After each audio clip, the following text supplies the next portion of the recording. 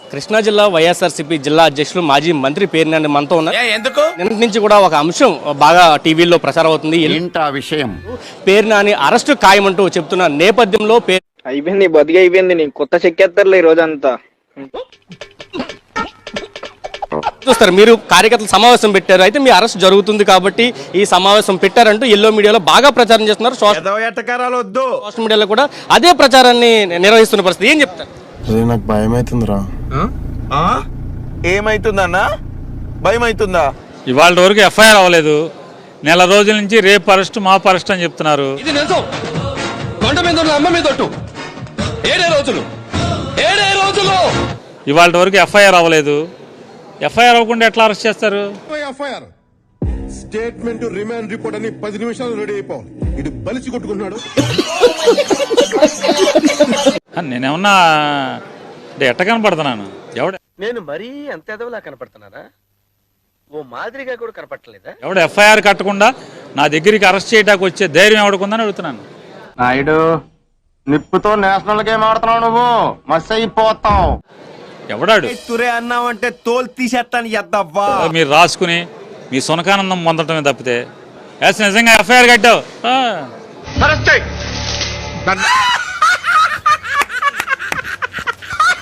చట్టపరంగా ఎదుర్కొంటాం, న్యాయపరంగా ఎదుర్కొంటాం, పోరాటం చేస్తాం, బెయిల్ మీద బయటకు వస్తాం. అరెస్ట్ చేసి జైల్లో పెడితే బతుకున్న వాళ్ళకి బాధరా? మీ పాపాలను కడుగుతానే ఉంటాం, మీ తప్పులను కడుగుతానే ఉంటాం, జగన్ జెండా భుజానికి ఎత్తుకుని మోస్తానే ఉంటాం. నాయకుడు అంటే ఈ రోజుతోటి కూటమి ప్రభుత్వం అధికారం చేపట్టి సంవత్సరం అవుతుంది. దానిలో డైవర్షన్ పాలిటిక్స్ లో భాగంగా పేర్నానిని టార్గెట్ చేసి ఒక మీడియాలో ఒక ప్రచారం చేశారని అనుకోవచ్చా? ఏంటి బాబు అన్న? ఇంకోసారి మీడియాలో ప్రచారం చేసింది ఏంటంటే ఇవాళ కార్యకర్తల సమావేశం పెట్టాం.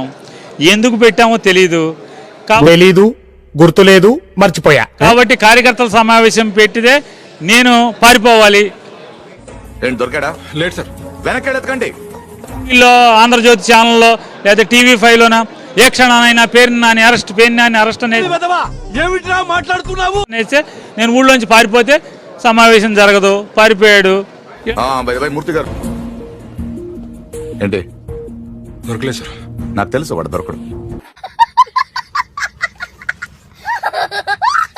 ఇలాంటి సునకానందం తప్పితే పారిపోవటం దరిద్రుడా, ఒక్క మాట మంచిది రాదు నోట్లోంచి. అది నోరే డ్రైనేజారా? పారిపోవటం ఏంటి? ఎవడ పారిపోతాడు? జిమ్ఖానా గ్రౌండ్స్ రండి. ఇక్కడే ఉన్నాం, రోజు ఇక్కడే బతుకుతా ఉన్నాం కదా, ఇక్కడే బతుకుతున్నాం కదా. నేనొక్కడిని, మీరు 20 మంది ఉన్నారు. ఇంకో 20 మందిని తెచ్చుకో. ఇంకా ఎక్కువైనా పర్వాలేదు, తక్కువ కాకుండా చూసుకో. ఆ రోజంటే మీరు తప్పుడుగా నా ఇంటి ఇల్లాలని, నా భార్యని పెట్టారు కాబట్టి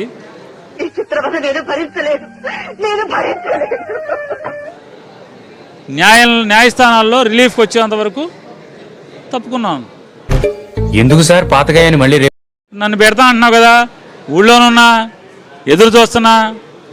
నీ ఇష్టం, ఇష్టం ఏం చేసుకో. నేను కోర్టులకు వెళ్తాను, నేను ఏదైనా చేస్తాను. న్యాయస్థానాల్లో న్యాయం ధర్మం నా పక్కన ఉంది. 70 రైళ్లు అనుకుంటే మనకన్నా 70 రైళ్ళు ఇల్లు. బందర్లో ఇచ్చినటువంటి ప్రతి పట్ట, అది ఎంక్రోచ్మెంట్ అవని లేదా జగనన్న కాలనీలో అవని,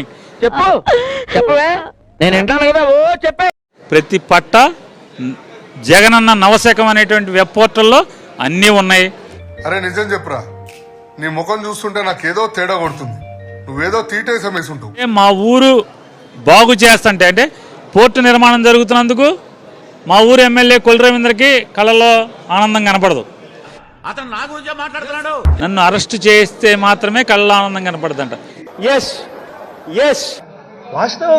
కాబట్టి ఎంత శాడిస్టో ఇతను వాళ్ళ ఎమ్మెల్యేలే చెప్తున్నారు. నువ్వు నేను మాట్లాడుకోవాలి అన్నం గురించి. ఇది చెప్తున్నారు. ఇప్పటికే ఏదైతే ఎక్కడెక్కడ తింగర్ నా కొడుకులు మనకే తగులుతున్నారు. చూడటం కాదండి, మీరు చెయ్యాలంతే.